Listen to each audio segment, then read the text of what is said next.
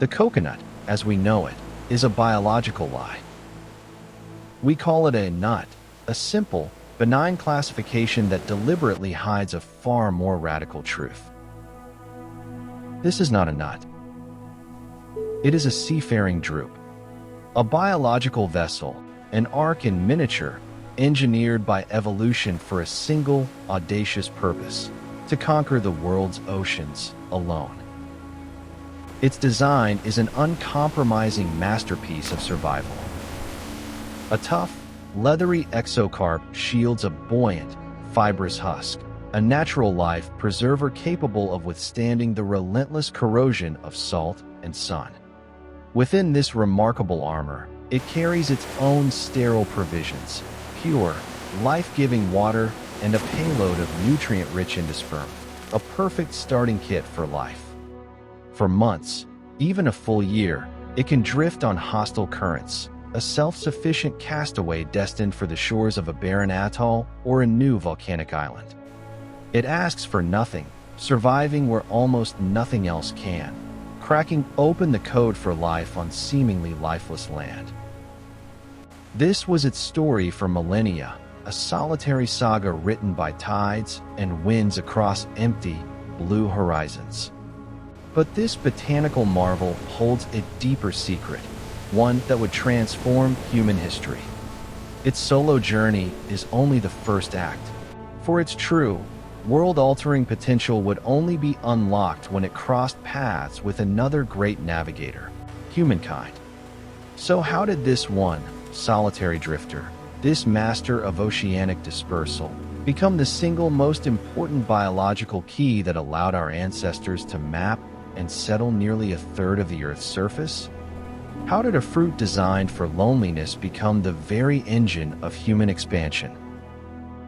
For humanity's greatest maritime explorers, the Austronesians, the Pacific was not an obstacle but a highway.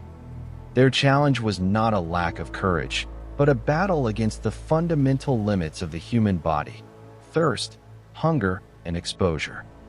How could they conquer this immense blue desert, dotted with islands thousands of kilometers apart, when their vessels could carry only so much fresh water, only so much food? They needed a technology that was self-replicating, a living machine that could provide for every conceivable need on a journey into the unknown. Their answer grew on trees. The coconut was more than sustenance. It was a biological canteen, a portable vessel of sterile, life-giving water sealed within a virtually indestructible shell. This single innovation unlocked the Pacific. It was the key that allowed navigators to cross impossible distances, turning their outrigger canoes into self-sufficient arcs. The coconut was not merely cargo. It was the engine of expansion, the fuel for the most audacious migration in human history. Upon reaching new shores, the tree they carried became the very foundation of civilization. Its trunk provided timber for hulls and homes. Its tough, fibrous husk was braided into cordage, the essential core rope that lashed their world together. The vast fronds were woven into sails to catch the wind and thatched into roofs to shed the rain. This single plant was a toolkit, a pharmacy, and a grocery store all in one, allowing small bands of voyagers to transform barren atolls into thriving societies. From a simple tool of survival, the coconut palm was elevated, becoming the sacred tree of life, a divine pillar connecting the earth and sky, a symbol of providence and the enduring spirit of discovery. For millennia, the coconut's journey was written by currents and constellations, a story of survival shared between plant and person. But in the 19th century, a new navigator arrived, armed not with star charts, but with steam engines and ledgers.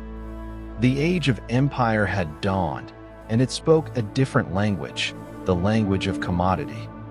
This new global hunger wasn't for the fruit's life-giving water, but for its flesh. Dried and processed into copra, it became the invisible engine of the Industrial Revolution, a source of oil for the soaps that cleaned Europe's burgeoning cities, the candles that lit its factories, and the margarine that fed its workforce. The coconut was no longer a sacred gift from the sea, it was raw material.